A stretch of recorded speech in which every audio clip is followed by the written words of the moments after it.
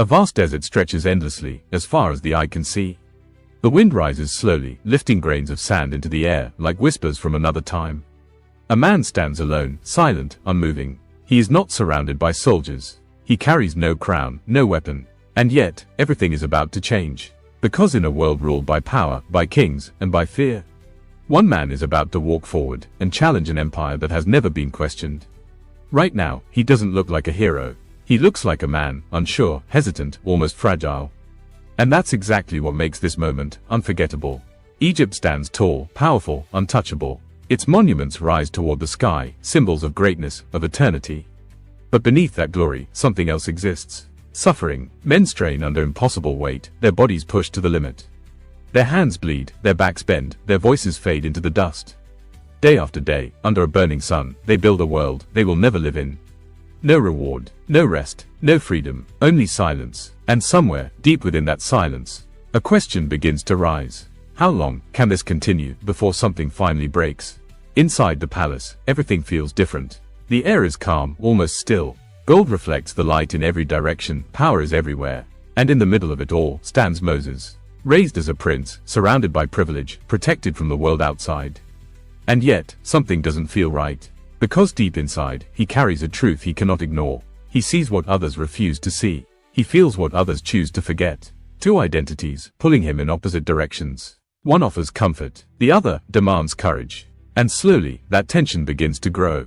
Now, everything is gone. No palace, no protection, no certainty, only the desert, stretching endlessly in every direction. Each step he takes feels heavier than the last. The silence is overwhelming, the emptiness almost suffocating. And for the first time in his life, there is no one to guide him.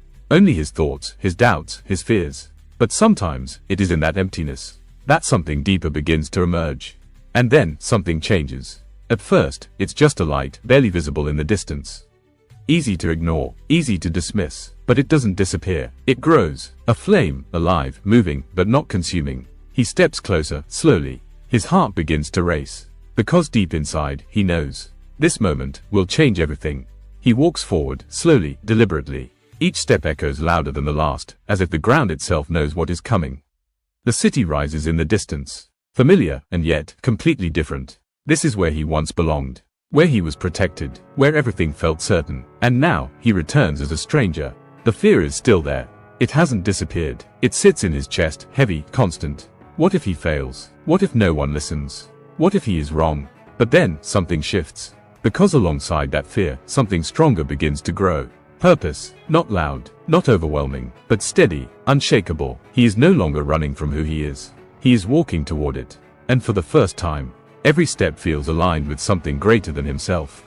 The doors open, and suddenly, everything changes. The space is vast, overwhelming, designed to make any man feel small. Columns rise like giants. Gold reflects light in every direction. Power is everywhere, and at the center of it all sits the king, still, silent, unmoved, a man who has never been told no. Moses steps forward, alone, no army, no weapon, no protection, only his voice. The air feels heavy, every breath controlled, every step measured. He stops, looks up, and speaks. Let them go. For a moment, nothing, no reaction, no movement, just silence. Then, a faint smile.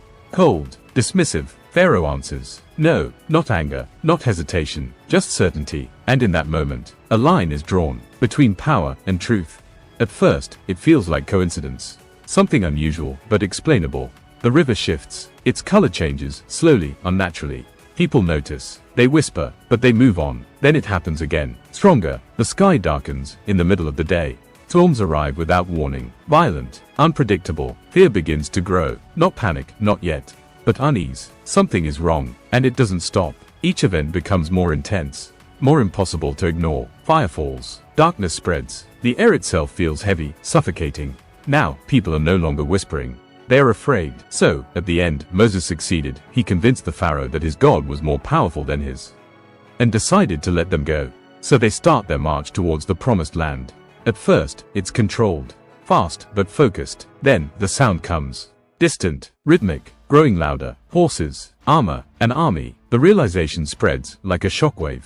Panic. People begin to turn, to shout, to question everything. Why did we leave? Where do we go? Ahead, only water. Endless, immovable. Behind them, death. Closer now, closer with every second. Fear takes over, voices rise, hope collapses. This is the end, and in the middle of the chaos, Moses stands still, not untouched by fear, but not controlled by it.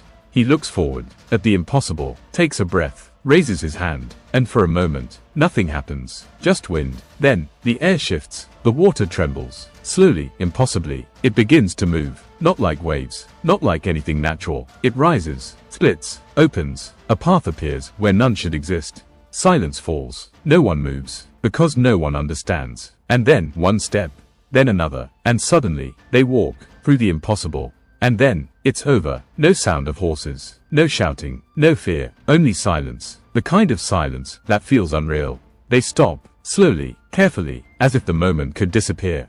They turn back, the sea is closed, the danger, gone, and for the first time, they understand. They are free, not running, not hiding, free. Breath returns, tension fades, some fall to their knees, others cry, some just stand, unable to move. Because this moment is bigger than anything they have ever known.